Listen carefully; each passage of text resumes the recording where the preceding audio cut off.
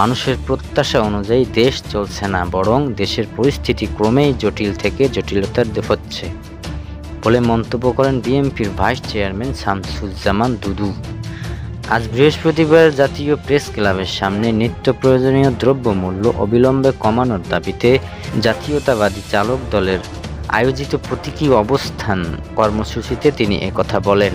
তিনি বলেন, বাজারের ব্যবস্থায় যে সিন্ডিকেট শেখ হাসিনার সময় নিয়ন্ত্রণ করত, প্রতি নিত্য প্রয়োজনীয় দ্রব্য দাম যেভাবে অস্বাভাবিকভাবে বেড়েছিল, এখনও বেড়ে যাচ্ছে। এমনত অবস্থায় এই অন্তর্বর্তী সরকারকে বলবো, দ্রব্যের দাম নিয়ন্ত্রণ করুন, যাতে করে সীমিত আয়ের মানুষ জীবনযাপন করতে পারে, সেই পদক্ষেপ নিন। অন্তর্বর্তী সরকার প্রধান ডক্টর মোহাম্মদ ইউনূসের উদ্দেশ্যে বিএনপির এই ভাইস চেয়ারম্যান বলেন, ডক্টর ইউনূস সাহেব, আপনি মানুষের উপকার করার জন্য দেশে ও সারা বিশ্বে সমৃদ্ধ হয়েছেন। আপনার সুনাম আছে। যারা খুব নিপীড়িত ও অভাবী মানুষ, আপনি তাদের জন্য গ্রামীণ ব্যাংক বানিয়েছেন। এখন ক্ষমতার শীর্ষ পর্যায়ে আছেন।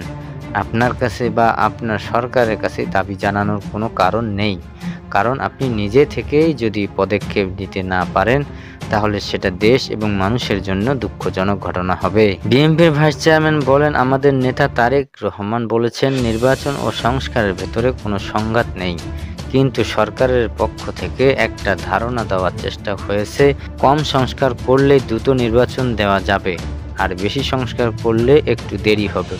কম বেশির ব্যাপার না, সংস্কারের সঙ্গে কোনো রাজনৈতিক দলের বিরোধ নেই, সরকারের সঙ্গেও রাজনৈতিক দলের বিরোধ নেই। শামসুজ্জামান দুদু বলেন, বাংলাদেশের আশেপাশে অনেক শক্তি আছে যারা বাংলাদেশের স্বাধীনতাকে বিপন্ন করেছে, যারা দেশকে নিয়ে ষড়যন্ত্র করেছে। তারা এখনও সক্রিয়, তারা এখনও খুনের জন্য আফসোস করে না, লুটপাটের জন্য লজ্জাবোধ করে না। তাদের এখনও রক্ষা করতে হবে, এটা কোনো অর্থ নেই। তাদের অতি দ্রুত বিচারের আওতায় নিয়ে আসতে হবে। বাংলাদেশ জাতীয়তাবাদী চালক দলের সভাপতি মোহাম্মদ জসিমউদ্দিন কবিরের সভাপতিত্বে ও সাধারণ সম্পাদক জুয়েল খন্দকারের সঞ্চালনায় কর্মসূচি আর বক্তব্য দেন বিএনপি চেয়ারপারসনের উপদেষ্টা হাবিবুর রহমান হাবিব, নির্বাহী কমিটির সদস্য আবু নাসাইর, মোহাম্মদ রহমাতুল্লাহ প্রমুখ।